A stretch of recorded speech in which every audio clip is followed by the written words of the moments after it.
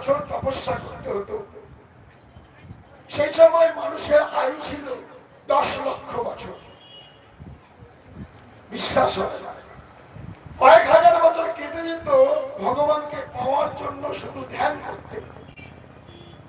ইন্দ্রদুম্ন ধ্যান করতে চাইলেন, কিন্তু ইন্দ্রদুম্ন প্রজাদের এত ভালোবাসতেন যে প্রজারা রাজা ইন্দ্রদুম্নকে রাজ্য ছেড়ে কোথাও যেতে দিলেন না।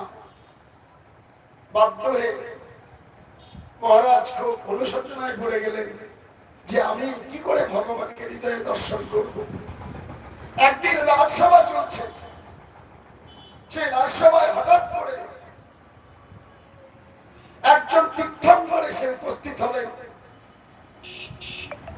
যাকে বলা হয় তীর্থার্থী ব্রাহ্মণ, অর্থাৎ যিনি তীর্থে তীর্থে ঘুরে বেড়ান।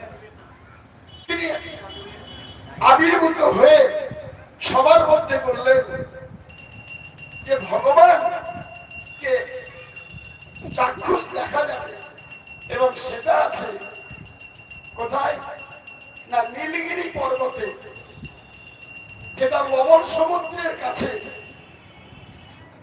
নীলমাধব রূপে তিনি বিরাজ করছেন। কি বললাম?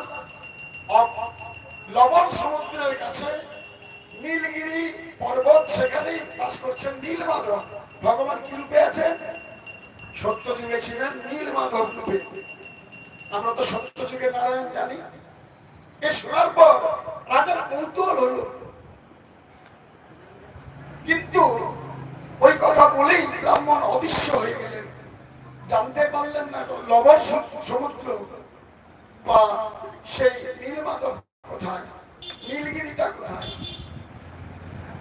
তখন মহারাজ আক্ষেপে দুঃখে হতাশাগ্রস্ত হয়ে পড়লেন। এই অবস্থায় সমস্ত ব্রাহ্মণেরা বললেন আমরা চতুর্দিকে ছড়িয়ে নীলমাধবকে খুঁজে এনে দেব। এই অবস্থায় চতুর্দিকে ব্রাহ্মণেরা চলে গেলেন, সবাই ফিরে এলেন, বললেন নীলমাধবের কোথায় সন্ধান পেলাম না। একমাত্র ফিরে এলেন না রাজপুরোহিত। রাজপুরোহিতের নাম জানেন? বিদ্যাপতি। বিদ্যাপতি ফিরে এলেন না। বিদ্যাপতি নীলমাধবকে খুঁজতে খুঁজতে সবর রাজ্যে চলে গেলেন। সবর মানে বুঝেন? আমাদের কটা সম্প্রদায়? শাস্ত্র অনুযায়ী 4টে, ব্রাহ্মণ, তারপর ক্ষত্রিয়, বৈশ্য, শূদ্র। এর নিচে অন্তজ, অর্থাৎ নিচু শ্রেণীর মানুষ রয়েছে, যাদেরকে বিভিন্ন ভাবে কোল, ভিড়, সবর ইত্যাদি এরা রয়েছে। তো সেই সবর রাজ্যে পৌঁছে গেলেন কে না বিদ্যাপতি। ক্ষুধায়, কাতরে, তৃষ্ণায়, পিপাসার্ত হয়ে সেখানে পৌঁছাবার পর রাজা বিশ্ব বসুর ঘরে গিয়ে পৌঁছালেন এবং সেখান থেকে বেরিয়ে এলেন একজন যুবতী, যার নাম ললিতা। ললিতা বেরিয়ে এসে বিদ্যাপতিকে ঘরে নিয়ে গেলেন। বিদ্যাপতি ব্রাহ্মণ, বোঝা যাচ্ছে?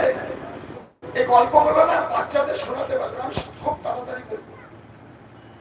ললিতা বিদ্যাপতিকে সেবা দিলেন। এই সময় ঘরে ফিরে এলেন বিশ্ব বসু। বিশ্ব বসুকে না সবর রাজ, সবরদের নেতা।